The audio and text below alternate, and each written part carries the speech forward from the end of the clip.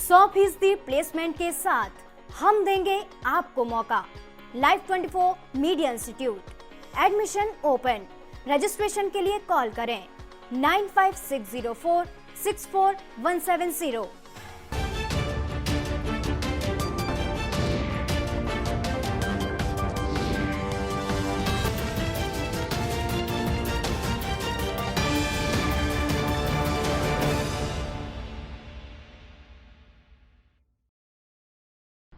नमस्कार, लाइफ 24 के हमारे इस खास प्रोग्राम कोई सताए हमें बताए में आपका स्वागत है।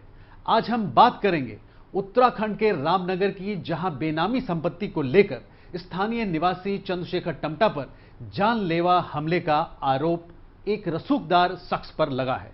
इस घटना में 2 गोलियां चंद्रशेखर टमटा को लगी। हालांकि महीनों इलाज के बाद चंद्रशेखर बच गए। फिलहाल चंद्रशेखर ने शासन प्रशासन से मुख्य आरोपी को गिरफ्तार कर जेल भेजने की गुहार लगाई है। देखिए एक खास रिपोर्ट।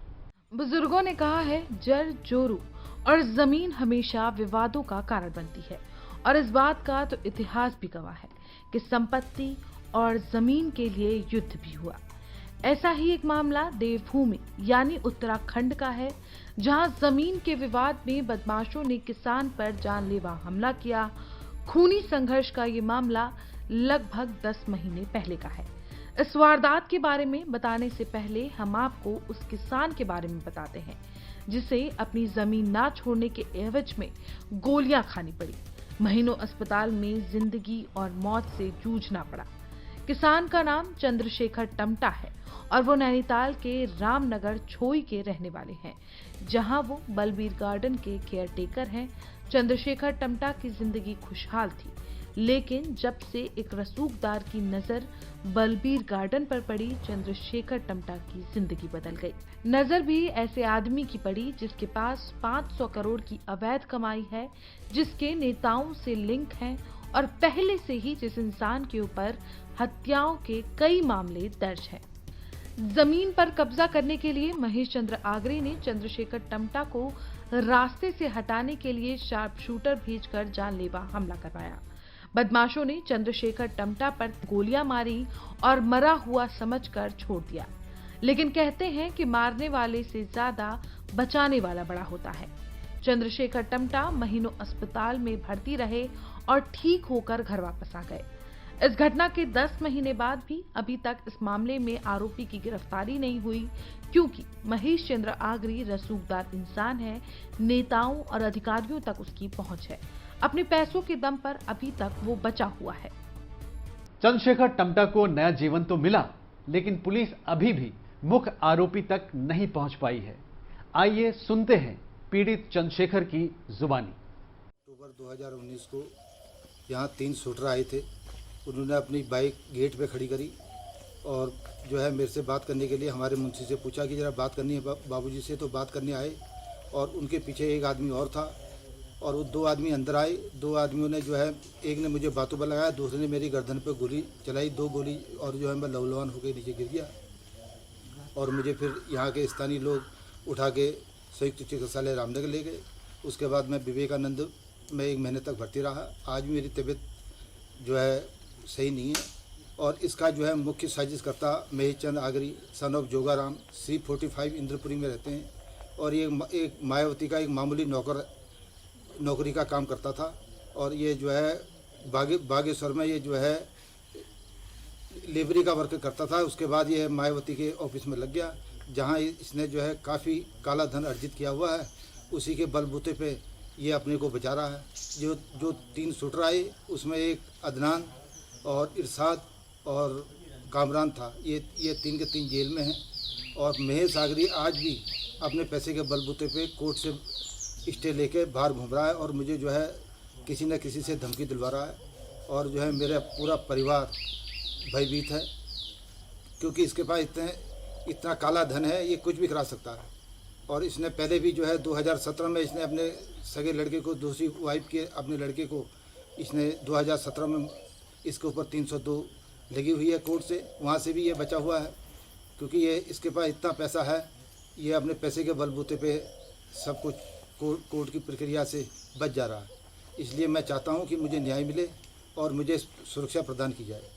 और मैं भयभीत हूं क्योंकि इसके पास इतना पैसा है और इसके बड़े बड़े लोगों से इसके टर्म्स हैं, क्योंकि ये मायावती के वहाँ काम करता था और 25-26 साल के अंतराल में इसके 500 से 1000 करोड़ का संपत्ति का ये मालिक बन बैठा है। और इसने अपनी सारी संपत्तियाँ अपने रिश्तेदारों के नाम कर रखी हैं और उनको डरा धमका के।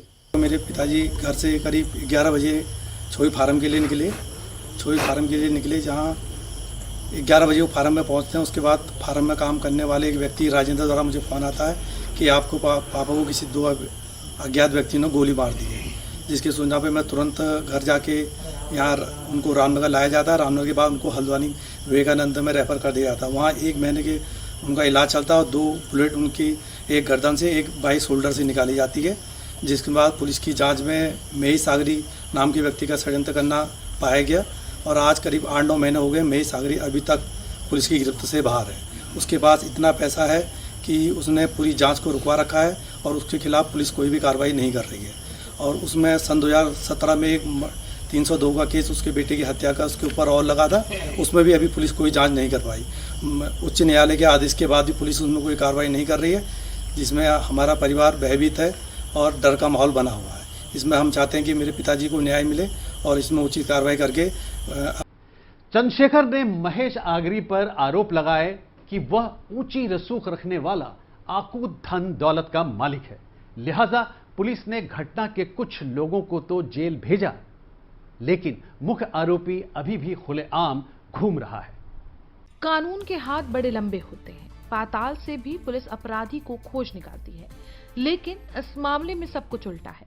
अपराधी पुलिस के सामने है, लेकिन अपराध करने के 10 महीने बाद भी उस पर कोई कार्रवाई नहीं हुई, क्योंकि आरोपी 500 करोड़ का मालिक है, उसकी राजनीतिक पहुंच है। पैसे और पावर के दम पर उसे आज तक पुलिस भी नहीं छू पाई।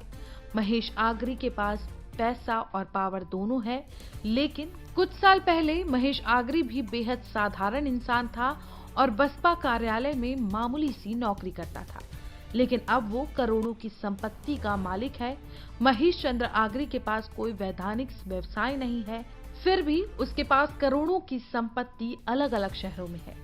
खास बात यह है कि अभी तक महेश चंद्र आगरी की इस बेनामी संपत्ति पर किसी की नजर नहीं पड़ी, जबकि चंद्रशेखर टमटा ने महेश चंद्र आगरी की संपत्ति की जांच के लिए प्रधानमंत्री, गृह मंत्री, सीबीआई, ईडी हर किसी को पत्र लिखा, लेकिन अभी तक महेश चंद्र आगरी की बेनामी संपत्ति मामले में किसी ने कोई संज्ञान नहीं लिया। इसी जगह का छोई लामपुर लच्छी का स्थायी निवासी हूँ। मेरा यहाँ पर फार्म हाउस है और 2 अक्टूबर 2019 को महेश चंद्र आगरी ने 2 शूटर हायर करके यहाँ भेजे थे, जिनने मेरे ऊपर 2 गोलियाँ चलाई और जो है मैं बाल बचा और 1 महीना विवेकानंद हॉस्पिटल हल्द्वानी में भर्ती रहा।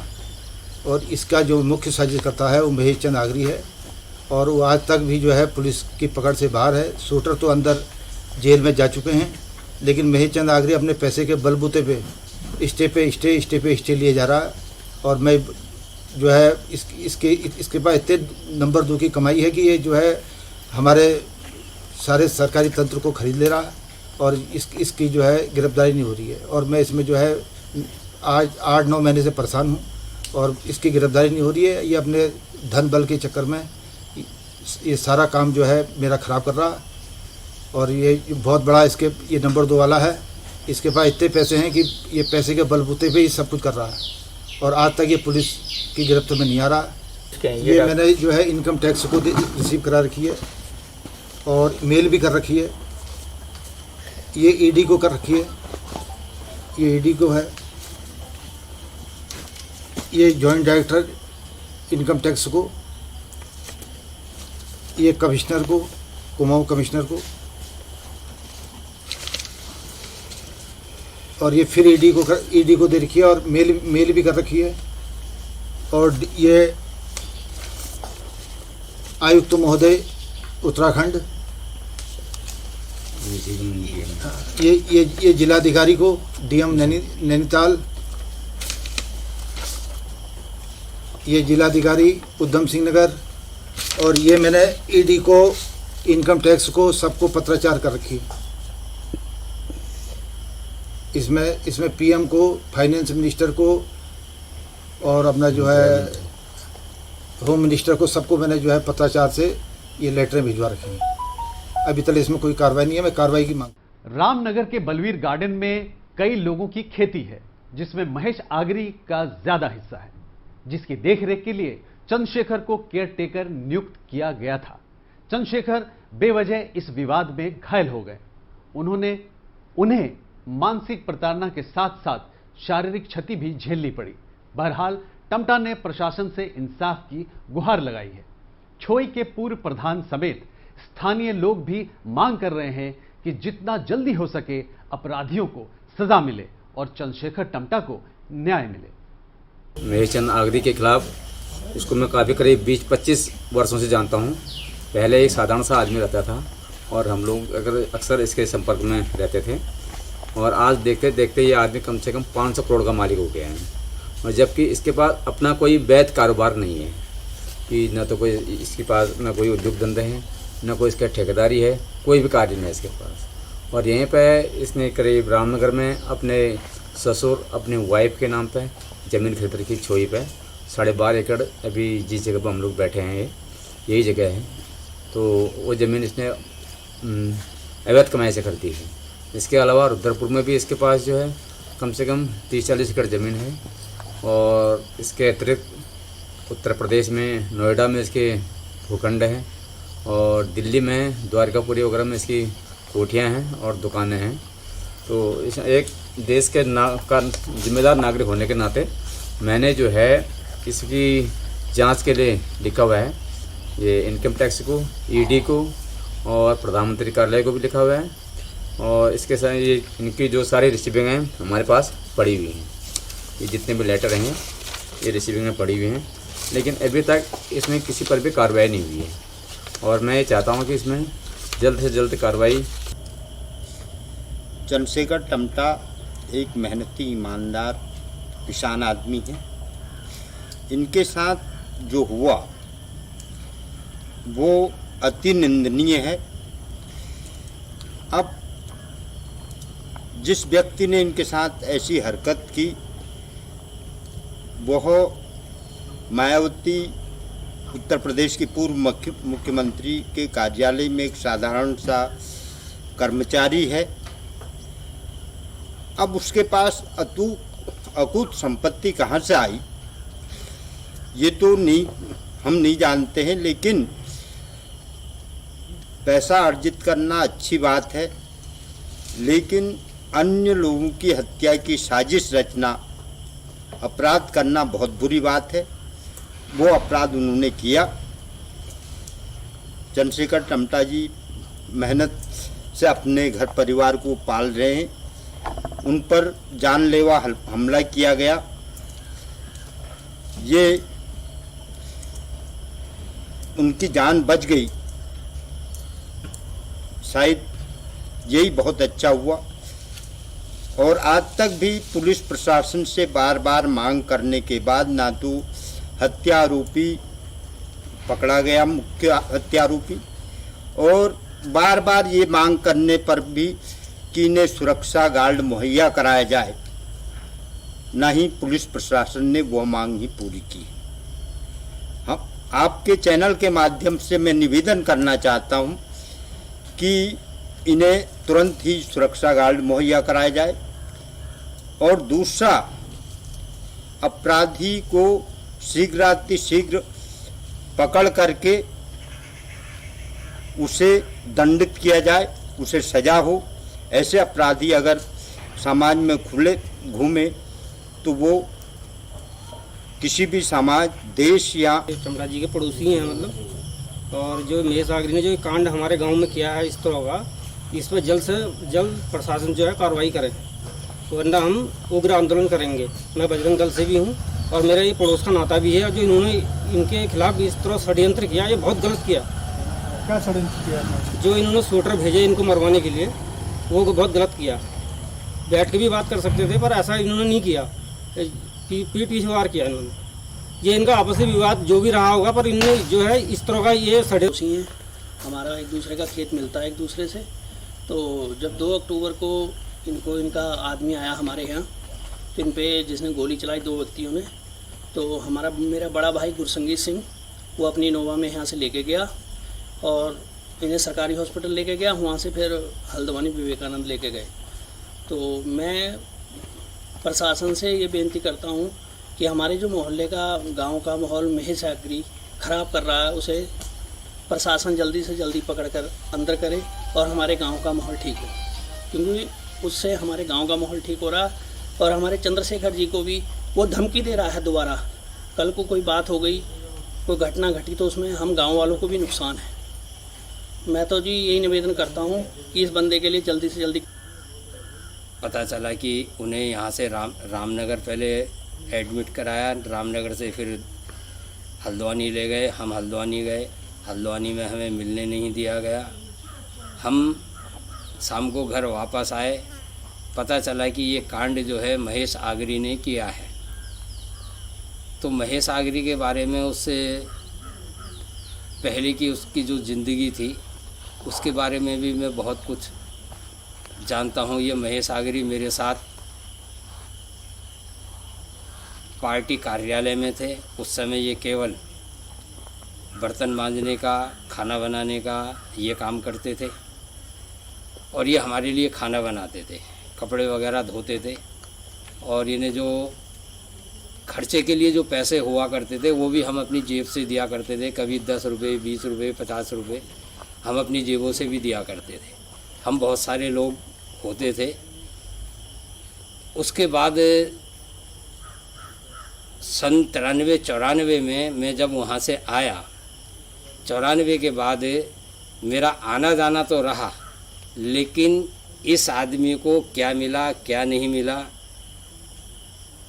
कैसे इसको शिफ्ट किया गया ऑफिस से घर में और ये कैसे करोड़पति बन गए, कुछ पता नहीं चला। पहले ऐसा होता था कि मेरे पास किराए के लिए पैसे नहीं हैं, मेरे पास करूं क्या, सामान लाने के लिए पैसे नहीं हैं।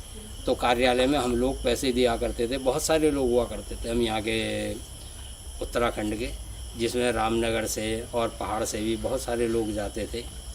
तो ये हमारे लिए खाना बनाता था और खाना खिलाता था। बस उसके बाद आज पता चल रहा है कि ये अरबों खरबों का मालिक हो गया है। ये कहाँ से हुआ ये हमें नहीं पता। और जिसने इतना बड़ा जघन अपराध किया है उसके लिए आज तक शासन भी सोया है, प्रशासन भी सोया है। ये पकड़ा क्यों नहीं जा रहा, ये बात हमारी समझ में नहीं आ रही। क्या पैसे का लेन देन हुआ है, किस वजह से शासन प्रशासन सोया हुआ है, ये पकड़ में नहीं आ रहा है।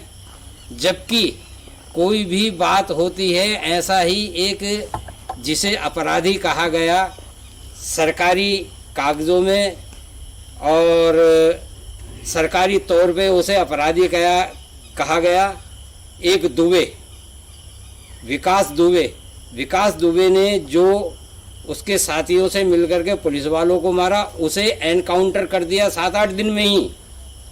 लेकिन इतना टाइम हो गया है, इतने टाइम में 9-10 महीने का टाइम हो गया है। 9-10 महीने के टाइम में एक अपराधी जिसने इतना बड़ा अपराध किया आज तक वो बाहर है। और सुनने में आया कि उसके नाम की बेनामी संपत्ति रुद्रपुर में है, बागेश्वर में है, हल्द्वानी में है, नैनीताल में है, रामनगर में है, नोएडा में है। कहाँ से आया। जो व्यक्ति अपने पास से दाल बनाने के पैसे नहीं जुटा सकता था, उसके पास हजारों करोड़ रुपए की संपत्ति कहाँ से आई, कहाँ से उसके पास पैसा आया, ये समझ में नहीं आता। और बताएं, जो ये अपराधी है, मैं तो चाहता हूं कि बहुत जल्द इस अपराधी को पकड़ के और अदालत के सामने पेश किया जाए। और शासन और प्रशासन यदि जागता है, यदि सच्चाई से काम कर सकता है, यदि ईमानदारी से काम कर सकता है, तो ये व्यक्ति, ये अपराधी ज़्यादा टाइम नहीं लगेगा। अगर ये चाह लें एक बार कि हमने इसे पकड़ना है, तो ये समझ लीजिए कि ये 3 दिन के अंदर अंदर पकड़ा जाएगा, वरना तो कुछ भी करते रहो। कितना भी टाइम लगाते रहो, 9 महीने 10 महीने अब तक हो चुके हैं, आगे भी पता नहीं कितना टाइम लगे। तो मेरा तो यही शासन और प्रशासन दोनों से ही ये मेरा अपना अनुरोध है कि ऐसे व्यक्तियों को का जो ठिकाना है वो जेल होना चाहिए, ना कि वो बाहर खुलेआम सांड की तरह घूमते रहें। इसके परिवार के बारे में क्या जानते हैं? इसके परिवार के बारे में भी मैंने बाद में पता चलाया कि लगभग इसकी 2-3 शादियां भी हैं। पहले जिस समय ये लगा था उस समय हमारे सामने तो कुंवारा था, लड़का ही था। ये मैं आपको बात बता रहा हूँ 89 की। उसके बाद अब धीरे धीरे पता चलता है, क्योंकि हम तो उत्तराखंड के ही रहने वाले हुए, उसमें पता चलता है कि इसकी 1 शादी 2 शादी 3 शादी है। वो बाद में पता चला कि इसकी इतनी शादियां हैं, जबकि ये भी पता चला है कि उसकी बीवी ने खुद के बेटे के मर्डर के लिए 302 का मुकदमा कायम किया हुआ है हल्द्वानी में। खुद उसकी बीवी ने, एक बीवी ने, अब ये पता नहीं कौन से नंबर की वो बीवी है। तो ऐसे कांड करने वाले इन्हें सरकार को भी देखना चाहिए, समझना चाहिए, शासन प्रशासन दोनों को ही ध्यान देना चाहिए। ऐसे लोगों को, ऐसे आतंकवादियों को जेल के बाहर तो होना ही नहीं चाहिए। इस केस के सिलसिले में हमारी सहयोगी कृतिका सूर्यवंशी ने चंद्रशेखर के भाई सीबी टमटा से बातचीत की। इस वक्त हमारे साथ मौजूद हैं सीबी टमटा, जो चंद्रशेखर टमटा के भाई हैं। चंद्रशेखर टमटा वही व्यक्ति हैं जिन पर महेश चंद्र आगरी नाम के शख्स ने शार्प शूटर भेजकर जानलेवा हमला करवाया था। सर, सबसे पहले हमें पूरी घटना के बारे में बताइए जिसके बाद आपके भाई पर हमला हुआ था। बलबीर गार्डन में चंद्रशेखर टमटा हमारा केयरटेकर था। उसमें 2010 से वो केयरटेकर है और किसी प्रकार का पहले कोई विवाद नहीं था। वहाँ हमारे सभी लोगों की जितनी खेती है उसको चंद्रशेखर टमटा देखता था। उसमें महेश चंद्र टमटा की, महेश चंद्र आगरी का जो है ज़्यादा हिस्सा है और वो बार बार वहाँ जाता था और जो भी वहाँ की खेती बाड़ी होती थी उसका हिस्सा वो लेता था। उसके बाद पिछले साल 2019 में अक्टूबर में उनके ऊपर, चंद्रशेखर टमटा के ऊपर जानलेवा हमला हुआ, जिसमें 3 गोलियां उनके ऊपर चली। उसके आसपास जो लोग रहते थे उनने सहयोग करके उनको हल्द्वानी विवेकानंद हॉस्पिटल में लाए। वहाँ पर डॉक्टरों ने काफ़ी कोशिश करने के बाद और गांव वालों ने उनको वहाँ ब्लड डोनेशन दिया, जिनसे उनकी जान बच गई और डॉक्टर ने उनके गले के पास से 2 गोलियां निकाली, जिससे हम संतोष हुए। डॉक्टर साहब ने उन ये जान बचाई, ऊपर वाले का शुक्रिया अदा किया, उनकी जान बच गई।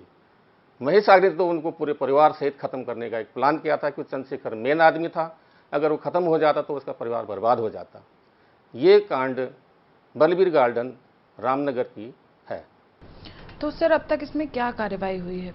अभी तक पुलिस ने काफ़ी कोशिश करने के बाद 9 महीने में 3 अभियुक्तों को पकड़ा है और वो अभी नैनीताल जेल में है। लेकिन जो मेन मास्टरमाइंड है, जिसने इस हत्या का पूरी रचना करी, और वो आज बाहर घूम रहा है, फरार है।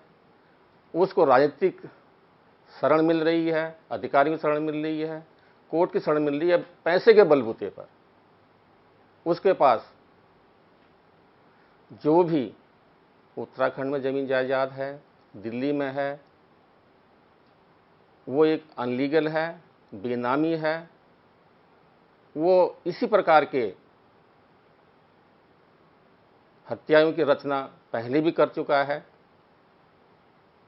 इसलिए इस व्यक्ति के जो आज भी बाहर जो शरण मिल रही है वो केवल पैसे के बलबूते पर है। इसलिए हमारा ये कहना है वहाँ के शासन प्रशासन से जल्दी महेश आगरी को गिरफ्तार करके हमें न्याय दिलाया जाए और जिससे चंद्रशेखर को न्याय मिले। तो सर, आपको क्या लगता है कि अब तक कोई कार्रवाई क्यों नहीं हुई है?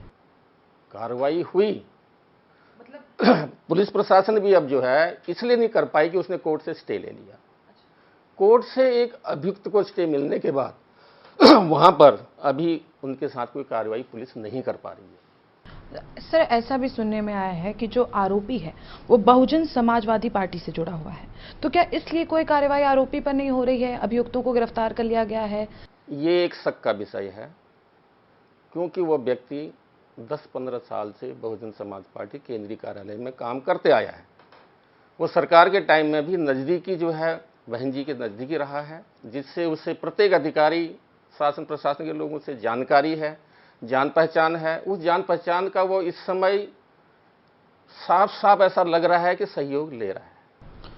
तो सर, आपने कहाँ शिकायत की है? मतलब अभी तक कोई ऐसी कार्रवाई हुई है? हमने रामनगर थाने की जो कार्रवाई है, क्योंकि मेन थाना वही पड़ता है रामनगर में, वहाँ के पुलिस वालों ने मुझे भी 2 बार बुलाया, मेरे से भी पूछताछ करके पूछा कि इस प्रकरण में आपको क्या पता चलता है। तो हमने कहा चंद्रशेखर की कोई ऐसी गलती है नहीं, ये बहुत अच्छा आदमी है। ये हमेशा जब भी हमारे लोग वहाँ जाते हैं या हमारे जितने साथी उनके सहयोग करता है, और हमारा आपस में एक पारिवारिक संबंध है, चंद्रशेखर से हमारा पारिवारिक संबंध है। लेकिन हमें दुख इस बात की है कि महेश आगरे ने जो रचना ये रची, ये बहुत ही निंदनीय है। जिस घटना में सरकार ने जल्दी से जल्दी इसे सजा दिलानी चाहिए और चंद्रशेखर टमटा को न्याय दिलाना चाहिए। सर, इतनी बड़ी बेनामी संपत्ति है, जैसे कि सुनने में आया है कि 500 करोड़ रुपए की बेनामी संपत्ति है उनकी, तो आम नौकरी करने वाले के पास, महेश चंद्र आगरे के पास इतना पैसा कहाँ से आया? ये सर, जब वो बहुजन समाज पार्टी में काम करता था वहीं का सहयोग कुछ हो सकता है, और तो कोई ऐसा है नहीं। तो अब आप इस पूरे मामले में क्या कहना चाहते हैं? शासन और प्रशासन से आपकी क्या मांग है? हमारे शासन से, प्रशासन से और वहाँ के राजनीतिक जो सत्ता में बैठे हैं सरकार से हमारी ये गुहार है कि चंद्रशेखर टमटा को न्याय मिले और महेश आगरे को जल्दी से जल्दी सख्त से सख्त सजा मिले। इसलिए हम बार बार हर चैनल में भी गए, सब लोगों से हमने अपनी प्रिंट मीडिया से भी कहा, वो पेपरों में आया भी। वहाँ अक्टूबर के महीने में, जो पिछले साल 2019 में सारे पेपरों में, जो वहाँ के दैनिक पेपर हैं, जो वहाँ के क्षेत्रीय पेपर हैं, उनमें बार बार ये सारा निकला कि महेश आगरे आरोपी है, उसने ये सारा कांड कराया है, उसने सुपारी दी है। पर अभी तक हमें महेश आगरे के बारे में कोई कार्रवाई होते नज़र नहीं आ रही है। जो बाहर अभी जो है घूम रहा है और कोर्ट की स्टे लेके घूम रहा है, वो कोर्ट की स्टे कैसे मिल गया ये अभी हमें समझ में नहीं आ रहा है। ये हमारे लिए एक बहुत ही सोचनीय विषय है कि एक अभियुक्त को कोर्ट ने स्टे कैसे दे दिया।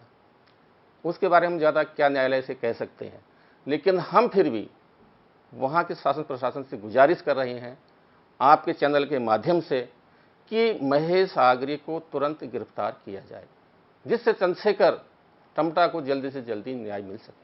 ये थे हमारे साथ सीबी टमटा जी, जो प्रशासन और शासन से अपने भाई और परिवार के लिए न्याय की मांग कर रहे हैं। सीबी टमटा जी की मांग है कि आरोपी के खिलाफ जल्द से जल्द कार्रवाई हो। अब उन्हें न्याय कब मिलता है, ये देखने वाली बात है। मेरे साथ कोई सताए हमें बताए में फिर होगी मुलाकात। तब तक के लिए दीजिए इजाजत। नमस्कार।